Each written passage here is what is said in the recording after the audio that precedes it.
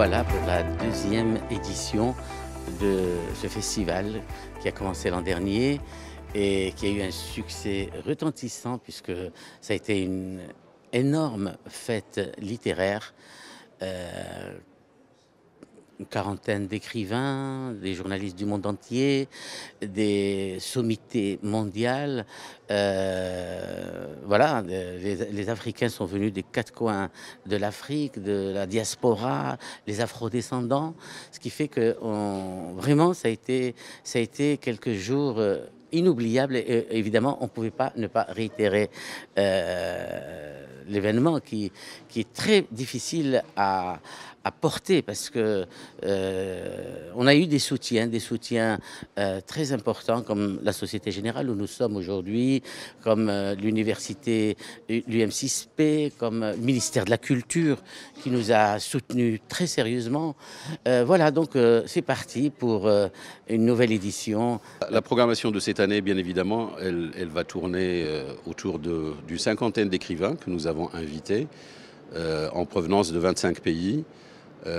On a invité des grands noms de la littérature et des littératures africaines, comme Le Clésio, qui est président d'honneur, qui va revenir cette année, mais aussi quelqu'un comme Alain Mabonko, Abdeltif Labi, Wassine Larege, Raphaël Confiant, Mia Coutou, enfin bref, un certain nombre d'écrivains qui sont arabophones, francophones, anglophones, lusophones. Mais nous avons invité aussi un certain nombre de jeunes plumes qui sont des primo-romanciers, genre Seynabou Sanko, genre Mouhtar, genre Wilfried Nsondé, etc. L'idée, c'est véritablement de faire découvrir au public ces nouvelles plumes, ceux qui vont faire, bien évidemment, les littératures africaines de demain. La programmation, elle est construite autour d'un certain nombre de formats. Nous allons refaire un certain nombre de formats qu'on a déjà fait cette année, l'année dernière, pardon. Genre les cafés littéraires, les palabres, bien sûr les rencontres des dédicaces, la librairie sera toujours là, il y aura également une exposition. Mais nous avons un petit peu innové cette année avec un certain nombre de nouveaux formats. Nous voulons faire de la place à la jeune littérature marocaine, donc on a créé un slot qui s'appelle le panorama de la littérature marocaine.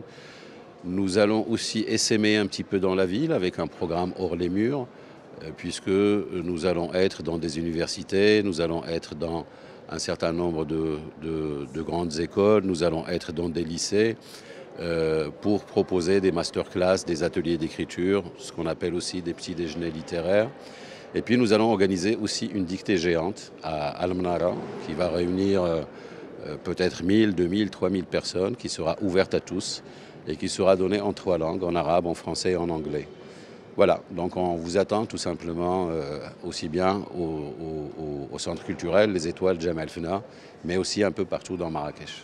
On est ravis d'accueillir la presse pour ce lancement de cette seconde édition finalement du FLAM, l'annonce officielle de ce FLAM 2, ce festival littéraire qu'on a voulu avec mes camarades Mahi Bin, Younes Adjara et Hanan et Saïdi, lancé d'ici. Ce festival donc littéraire de Marrakech, on le voulait comme un peu comme une torche. Et on espère que Flamme va illuminer par ailleurs, après, au-delà des mers, parce que vous savez très bien que la littérature est porteuse d'imaginaire, et ce sont les imaginaires qui permettent de combattre l'ignorance. En fait, le continent africain, c'est 54 pays et beaucoup d'incompréhension et d'ignorance qui nourrit une certaine violence. Et il était important que ce soit les écrivains qui portent une nouvelle parole, une parole d'espoir, d'ouverture, que les uns puissent aller vers les autres et que de cet espoir, de cette ouverture vers l'autre, naisse un échange, un lieu qui soit meilleur, que le monde soit meilleur. Parce que quand il y a moins d'ignorance, forcément, il y a moins de violence. Et vous savez que le monde, malheureusement, actuellement, est porteur de beaucoup de violence. Et c'est parce qu'on va créer et avoir des lieux comme le FLAM à Marrakech, où les gens pourront se réunir, qu'on va apprendre à mieux se connaître, l'Afrique subsaharienne, l'Afrique du Maghreb du Nord et toutes les diasporas. Et c'est en créant cet espace d'échange que le monde, on espère, sera meilleur.